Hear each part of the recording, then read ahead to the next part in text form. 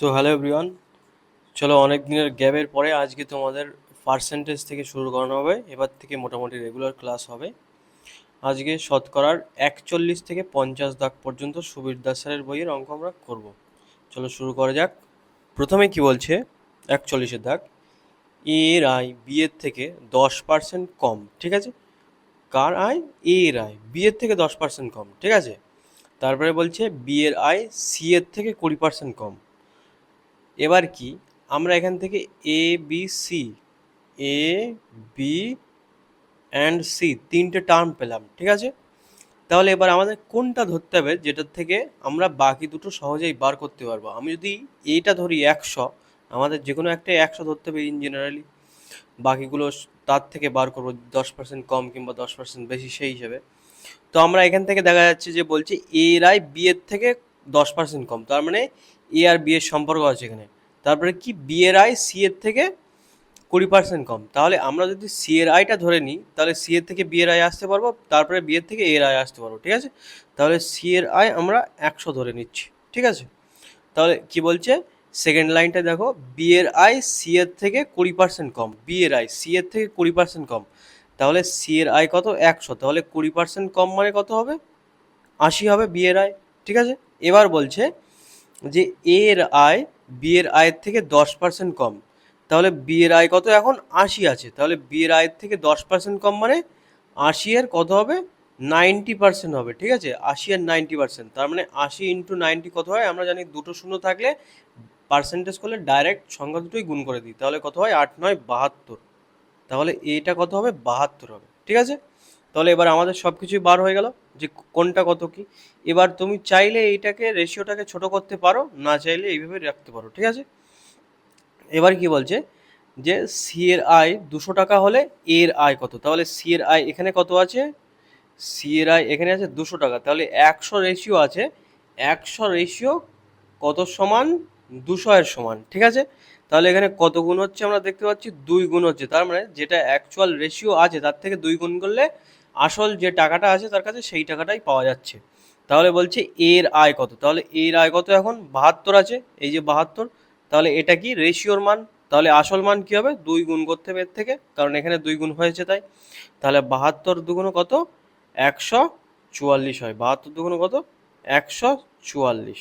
ঠিক আছে, তাহলে অপশান সি হলো আমাদের কারেক্ট অ্যান্সার। তাহলে নেক্সটে যাওয়া যাক। এখানে 42 কি বলছে, এক ব্যক্তি প্রতি বছর তার আয়ের 20% সঞ্চয় করেন। ঠিক আছে, যদি তার আয় প্রতি বছর 10% বৃদ্ধি পায়, তবে প্রতি বছর তার সঞ্চয় কত পার্সেন্ট বৃদ্ধি পাবে? আচ্ছা ঠিক আছে, এখানে তাহলে আমরা তিনটে পার্ট করি। সেটা কি, এখানে প্রথমে দিলাম আয়, আয় মানে কি? ইনকাম। তারপরে কি ই, ই মানে এক্সপেন্ডিচার বা ব্যয়। আর এস, এস মানে সেভিংস বা সঞ্চয়। ঠিক আছে, তাহলে প্রথম বছর ধরলাম আমি যে সে 100 টাকা আয় করেছে। ঠিক আছে, এবার আমাদের প্রশ্নে কি বলেছে, সে তার আয়ের 20% সঞ্চয় করে। তার মানে 100 20 কত? 20% 20, 20 সে সঞ্চয় করছে। তাহলে অ্যাকচুয়ালি ব্যয় কত করছে? 100 বিয়োগ 20, তার মানে 80। এই যে আয় আর ব্যয়, এই যে ব্যয় আর সঞ্চয় যোগ করলে আয় হবে। ঠিক আছে, এই যে এবার কি বলছে, যদি প্রতি বছর 10% বৃদ্ধি পায় তার আয়, তার মানে এখান থেকে যদি 10% ইনক্রিজ হয়, কত? 10% ইনক্রিজ হচ্ছে, তাহলে কত হচ্ছে অ্যাকচুয়ালি? আয়টা 110 হয়ে গেল। ঠিক আছে, আর তাহলে ইনকামটা, এই সঞ্চয়টা তাহলে কত হবে? সঞ্চয় কি বলেছে, প্রতি বছর তার আয়ের 20% সঞ্চয় করে, তাহলে এটারই 20% সঞ্চয় করবে। ঠিক আছে, তাহলে 110-এর 20% কত? 110-এর 20% মানে 1/5, যেটা অ্যাকচুয়ালি হয় কত? 22। ঠিক আছে, তাহলে নিউ যে সঞ্চয় সেভিংস সেটা কত? 22। আর ওল্ড যেটা ছিল আগের বছর সেটা কত? 20। তাহলে বেড়েছে কত? বেড়েছে 2। কিসের ওপর বার হয়েছে? সেটা কিসের ওপরে? 20-এর উপরে। তাহলে কত পার্সেন্টেজ বার করতে হবে? তাহলে 100%। এই যে, তাহলে কত হচ্ছে এটা? 10 দুগুণ 20, 10 10 কেটে গেল, তার মানে 10% বেঁচে আছে। ঠিক আছে, তাহলে আমাদের 10% কিন্তু প্রত্যেক বছর শতকরা সঞ্চয় বৃদ্ধি পাবে। ঠিক আছে, বোঝা গেছে আশা করছি। তাহলে নেক্সটে যাওয়া যাক। কি বলছে, আয়তাকার জমির দৈর্ঘ্য 15% বৃদ্ধি পেয়েছে ও প্রস্থ 12.5% হ্রাস পেয়েছে, তাহলে জমির ক্ষেত্রফল কত পার্সেন্ট শতকরা বৃদ্ধি বা হ্রাস পেল? যেহেতু বেশিটা বেশি হয়েছে, তাহলে অ্যাকচুয়ালি বেশি উত্তর হবে। ঠিক আছে, এবার কোনটা হবে, এইটা না এইটা হবে সেটা দেখা যাক। এখানে কি হয়েছে, 15% বৃদ্ধি হয়েছে, তাহলে 15% বৃদ্ধি বলে 15%-এর প্লাস, এটা আমরা সাকসেসিভ করবো, জাস্ট সাকসেসিভ। আর কি প্রস্থ পেয়েছে কত, 12.5% হ্রাস, তার মানে 12.5% প্রস্থ হ্রাস পেয়েছে। আর এখানে প্লাসে মাইনাসে মাইনাস হবে, 15 ইন্টু 12.5, 12/100, ঠিক আছে। তাহলে এই যে 12.5, এই পয়েন্টটা উড়ে গেলে নিচে কত থাকবে, একটা 10 চলে আসবে। তাহলে এখানে কাটাকুটি করলে কত হয়, 125, আর নিচে কত হবে, এটা 5 25 125, এটা কত 4, ঠিক আছে। তাহলে এখানে কত হচ্ছে, 5 দুগুণ 10, তাহলে এটা কত হচ্ছে 15 অ্যাকচুয়ালি এটার মান 15/4 দুগুণ 8, ঠিক আছে। আর এদিকে কত হচ্ছে 2.5 বেঁচে আছে, প্লাস 2.5, ঠিক আছে।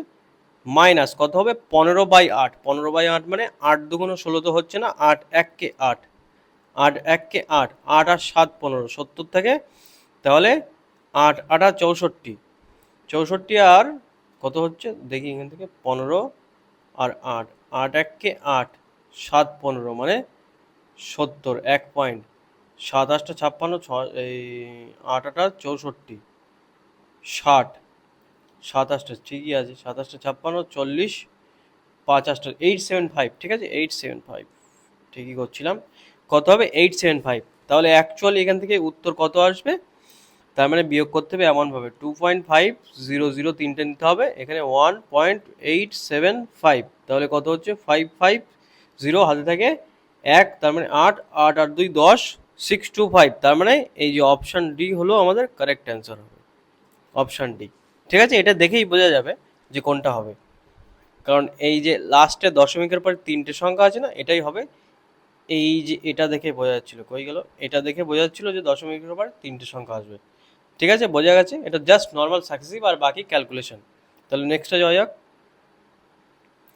কি বলছে, গমের দাম 20% কমে যাওয়ায় 1200 টাকায় 4 কেজি গম পাওয়া যায়, বেশি পাওয়া যায়। তাহলে দাম কমার আগে 1 কেজি গমের দাম কত ছিল। তাহলে দেখো, গমের দাম 1200 টাকায় 4 কেজি বেশি পাওয়া যায়। 1200 টাকায় প্রথমে একটা সামথিং পাওয়া যাচ্ছিল, ঠিক আছে। এবার গমের দাম কি হয়েছে, 20% কমে গেছে, তার মানে 20% কমে গেছে মানে 1200 টাকার 20% যদি কমে যায়, তাহলে কত হবে, 1200 গুণ 20% কমা মানে 4/5 দিয়ে আমাদের গুণ করতে হবে, 5, তাহলে কত হবে 5, 5 দুগুণ 10, 20, 4 5 20, 0 4 24, 96, 960 টাকা হয়ে গেছে এখন।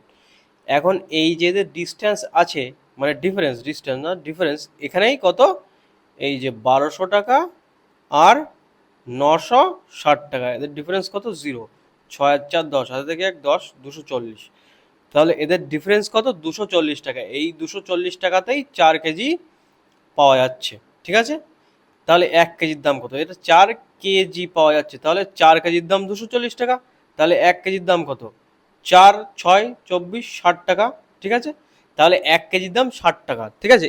এটা কখন, এটা হলো দাম কমার আগে, কিন্তু এটা এটা আমরা হিসাব করলাম কখন, এটা দাম কমার আগে, ঠিক আছে, না সরি, মানে দাম কমার পরে, সরি দাম কমার পরে এটা 60 টাকা হয়েছে, ঠিক আছে। কারণ এই যে 240 টাকা এক্সট্রা এলো, সেটা কিসে, দাম কমানোর পরে তাই এলো, ঠিক আছে। তাহলে আমাদের বলছে দাম কমানোর আগে কত দাম ছিল। তাহলে এই এই অঙ্কটা কিন্তু খুবই ইম্পর্টেন্ট অঙ্ক, এরকম অঙ্ক আসে, ঠিক আছে, এটা ভালোভাবে শিখে নাও। এখানে একটু মিস্টেক হয়ে যেতে পারে, এটা কি হলো, এটা দাম কমানোর কিন্তু পরে হয়েছে, এই একটা উত্তর আসবে, আর একটা কি আমাদের কি দরকার, এখানে দাম কমার আগে। তাহলে এই যে 60 টাকাটা আছে, এটা তো 80%-এর দাম, তাই তো, এটা তো 80%-এর দাম। কেন, এই যে 20% দাম কমে গেছে, তাই জন্য 240 টাকা এক্সট্রা ছিল, এক্সট্রা, সেই এক্সট্রা দিয়েই 4 কেজি বেশি পাওয়া যাচ্ছিল। তাহলে সেই এক্সট্রা 4 কেজি মানে কত, 1 কেজির দাম 60 টাকা, সেই জন্য এটা 80%-এর দাম এটা। তাহলে 100%-এর দাম কত অ্যাকচুয়ালি, সেটাই আমাদের কাছে চাইছে। তাহলে কত হবে, 60/80 ইন্টু 100, তাহলে এটা কত অ্যাকচুয়ালি, তার মানে 5/4 দিয়ে আমাদের ডাইরেক্ট গুণ করতে হতো। তাহলে 4 15 60, তার মানে কত হবে, 5 15 75, ঠিক আছে। তাহলে 75 টাকা কেজি।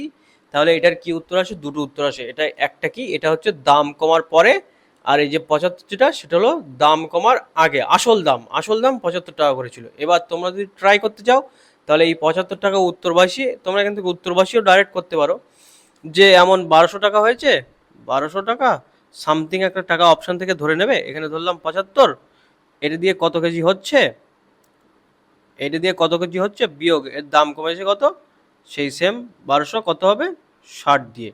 আচ্ছা এটা উল্টো হয়ে যাবে, এখানে প্লাস হয়ে যাবে এটা, আর এটা মাইনাস হয়ে, এরকমভাবে সামথিং এরকমভাবে অপশান দিয়ে করতে পারো, কিন্তু এই যে ডাইরেক্ট মেথড এটা দিয়েই করবে, ঠিক আছে? এটা ভালোভাবে শিখে নাও, এই অঙ্কটা ভালোই ইম্পর্টেন্ট অঙ্ক।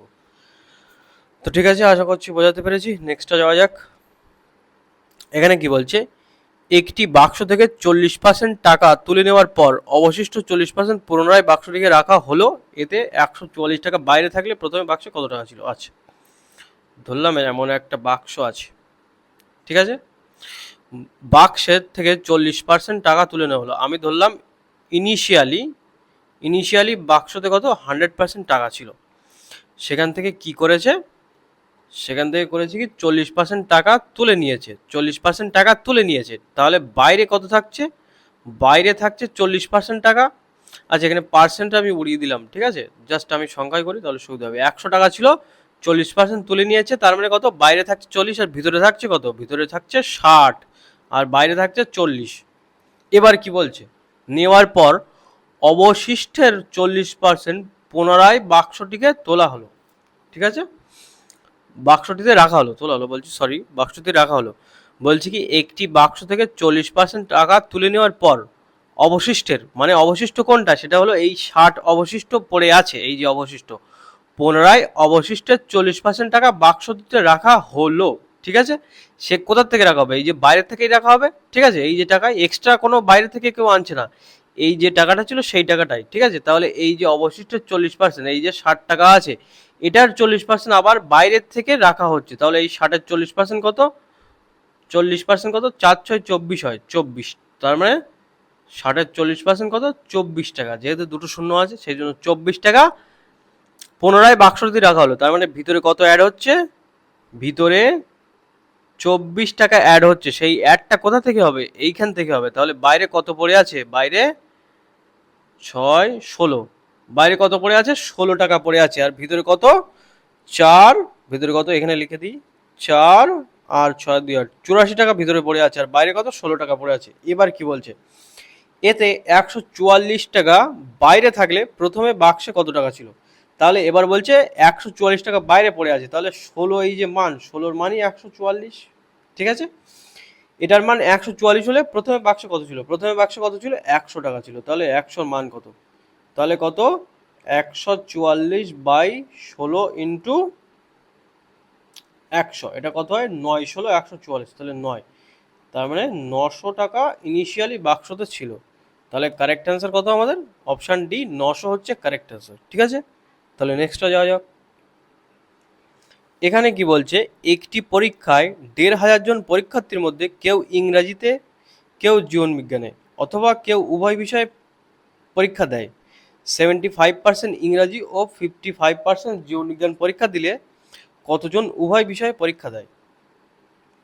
আচ্ছা বলছে কেউ কেউ জীবনবিজ্ঞানে অথবা কেউ কেউ উভয় বিষয়ে, আর কেউ মানে কেউ ইংরাজিতে, কেউ জীবনবিজ্ঞানে, অথবা কেউ উভয় বিষয়ে পরীক্ষা দেয়, কিন্তু অবশ্যই পরীক্ষা দেবে, ঠিক আছে। তাহলে আমি এটা সার্কেল দিয়ে ভেন ডায়াগ্রাম টাইপের দিয়ে করা যায় এটা, তার মানে বলতে চাইছে এমন,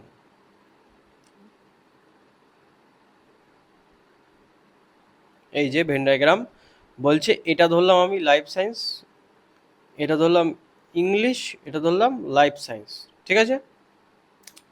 এবার বলছে কি, যে 75% ইংরাজিতে, আমি ধরলাম 75% ইংরাজিতে পরীক্ষা দেয়, আর কত ডিগ্রি দিচ্ছি কেন, সরি, 75% ইংরাজিতে এবং 55% কত জীবনবিজ্ঞানে পরীক্ষা দেয়, ঠিক আছে।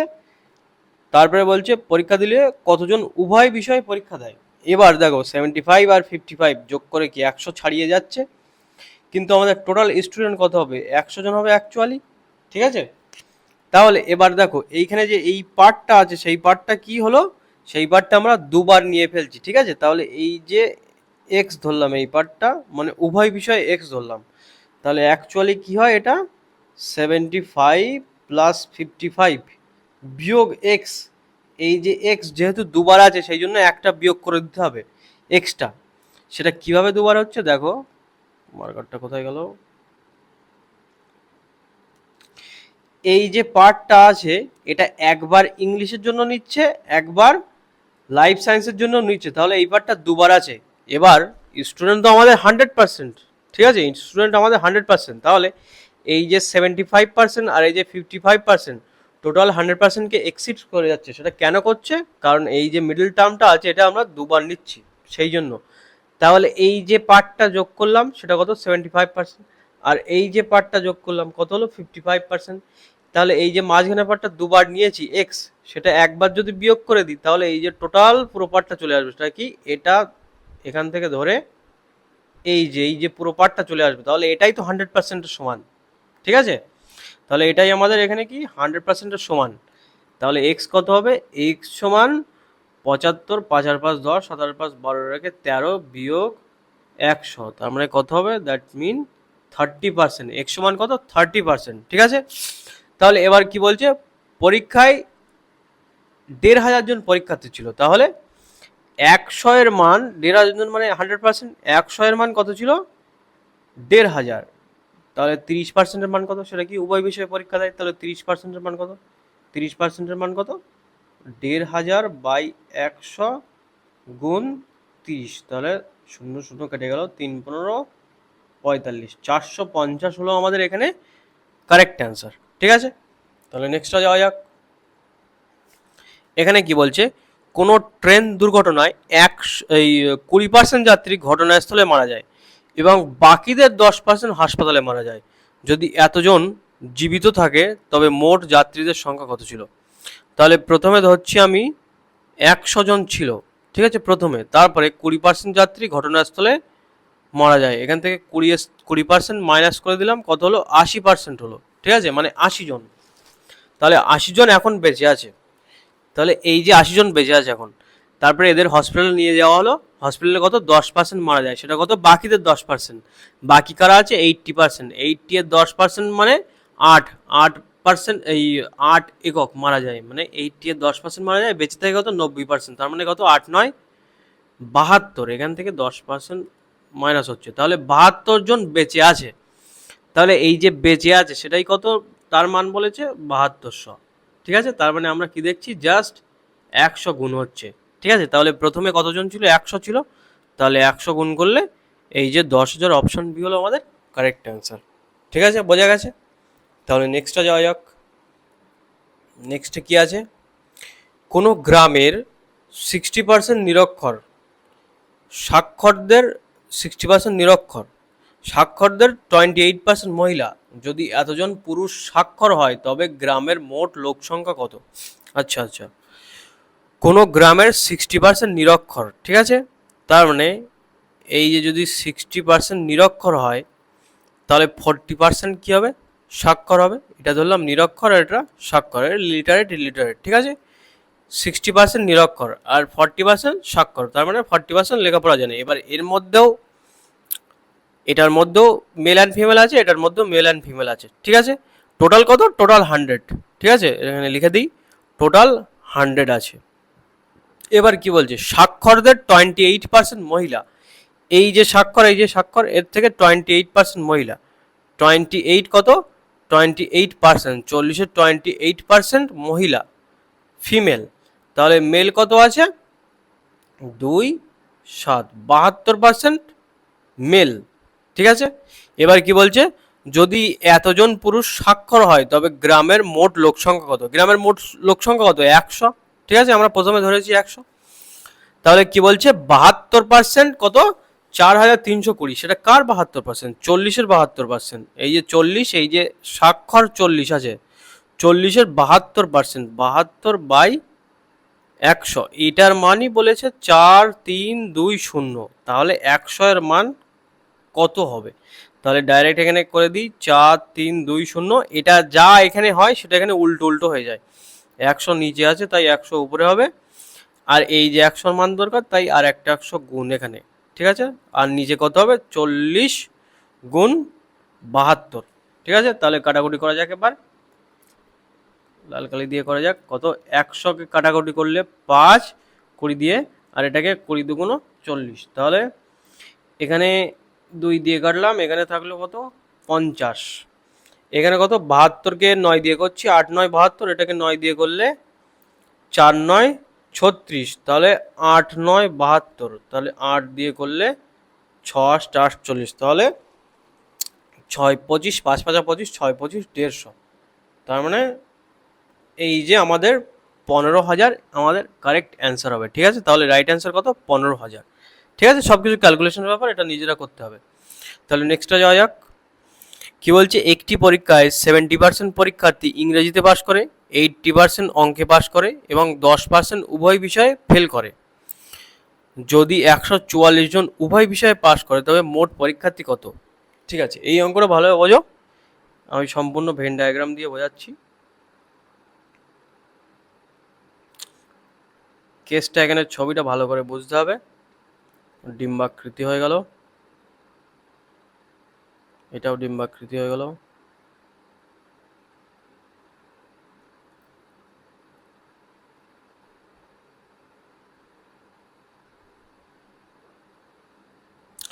এই যে এখানে কি, এখানে এটা ধরলাম ইংলিশ, এটা ধরলাম কত কি আছে, ম্যাথ আছে, ম্যাথ। তো এখানে কি 70% ইংরেজিতে পাস করে, 70% ইংরেজিতে পাস করে, ঠিক আছে, 80% অঙ্কে পাস করে, ঠিক আছে। তারপরে দেখো তাহলে 70% ইংরেজিতে, 80% অঙ্কে, তার মানে কি 80 70 100কে এক্সিট করছে, ঠিক আছে। এবার কি বলছে, 10% উভয় বিষয়ে ফেল করছে। এবার এই যে মাঝখানের জায়গাটা, এটা কি, এটা কি, এটা তো উভয় বিষয়ে পাস করছে, আর বাইরের যে জায়গাটা এটা হলো ফেল করছে। এই যে বাইরের যে জায়গাটা এটাই হলো 10%, ঠিক আছে। তাহলে 70 ইংলিশে, 80 ম্যাথে, আর 10% ফেল করেছে, ঠিক আছে। তাহলে এই যে টোটাল মিলিয়ে আমাদের 100 হবে। এগুলো কোনগুলো, এই যে ভিতরের পুরোটাই টার্ম, এই যে ভিতরের এই পুরোটাই টার্ম, এটা এটা প্লাস এই যে বাইরের 10, এই টোটালটা যোগ করে আমাদের 100 হবে, ঠিক আছে। তাহলে এই যে আগের অঙ্কটাই করলাম কি, এই যে মাঝখানে এটা আমি এক্স ধরবো, সেটা কীভাবে হবে, তারপরে যে 80 প্লাস 70, মাঝখানের যে এক্সটা আমার দুবার ধরা হয়েছে তার জন্য একটা বিয়োগ এক্স, প্লাস আর বাইরের এই যে 10 আছে 10, এই যে বাইরের 10টা প্লাস করতে হবে। তাহলে এইটারই মান কত, 100% সমান। তাহলে এবার টোটাল কভার হয়ে গেছে, 100% সমান, ঠিক আছে। এবার আমরা জাস্ট এক্স এর মান বার করবো। এক্স এর মান কত, এক্স এর মান এখান থেকে 8 7 15 16, 60 হবে এক্স এর মান। তার মানে 60% কি হচ্ছে, উভয় বিষয়ে পাস করেছে। তাহলে এবার কি বলছে এখানে, যদি 144 জন উভয় বিষয়ে পাস করে থাকে তবে মোট পরীক্ষার্থীর সংখ্যা কত? তার মানে এখানে এইটাই বলছে যে 60%, 60%-এর মান 144। তাহলে কি মোট পরীক্ষার্থীর সংখ্যা কত, মোট পরীক্ষার্থী কত, 100। তাহলে 100 এর মান কত, 100 এর মান কত, 144/60 ইন্টু 100। তাহলে এটা কত হবে 3, এটা কত হবে 5, 3 দিয়ে করলে 3 4 12, 24, 3 8 24, তার মানে 5 8 40 0, 4 5 20 আর 4 24, তার মানে অ্যাকচুয়ালি কত, 240 হলো আমাদের কারেক্ট অ্যান্সার। সব কিছু ক্যালকুলেশন নিজেদের করতে হবে। তাহলে বোঝা গেছে, আবার বলে দিই কী হলো এখানে হয়েছেটা কি, এই যে ইংলিশ আর এই যে ম্যাথ, ইংলিশে কত 70% পাস করেছে, এই ম্যাথে কত 80% পাস করেছে। এইবার টোটাল যখন আমরা ধরবো তখন কি, এই যে মাঝখানের যে এক্সটা এটা দুবার ধরে নিচ্ছে, একবার ইংলিশের জন্য ধরে নিয়েছি, একবার ম্যাথের জন্য ধরে নিয়েছি। মাঝখানে যে উভয় বিষয়ে পাস করা, সেটা একবার 70%-এর মধ্যেও আছে কিছু লোক, 80%-এর মধ্যেও আছে, ঠিক আছে, এটা দুবার ধরে নিয়েছি। তাই জন্য এটা আগে বোঝো, 80 + 70 - x, এটা কোন টার্মটা, এটা হলো এই যে এই টার্মটা পুরোটা এতটা, ঠিক আছে। এইবার এতটা জন কি হয়েছে, পাস করেছে, টোটাল এতটা জন পাস করেছে। আর ফেল করেছে কত, এই যে বাইরে ফেল করেছে যারা, তারা বাইরে আছে, সেটা কত 10%। তাহলে এই যে এতটা জন পাস করেছে আর ফেল করেছে কত 10, এই যে টোটাল পাস আর ফেল মিলিয়ে কত 100% স্টুডেন্ট। এই যে টোটাল কনসেপ্ট হচ্ছে এই। আশা করছি বোঝাতে পেরেছি। তাহলে নেক্সটটা যাওয়া যাক। নেক্সটে কি আছে, একটি হোটেলে 60% লোক নিরামিষ খায়, 30% লোক আমিষ খায়, 15% উভয় খাবার খায়। এটাও একই অঙ্ক, ঠিক আছে। আবার সেমভাবে বুঝিয়ে দিই।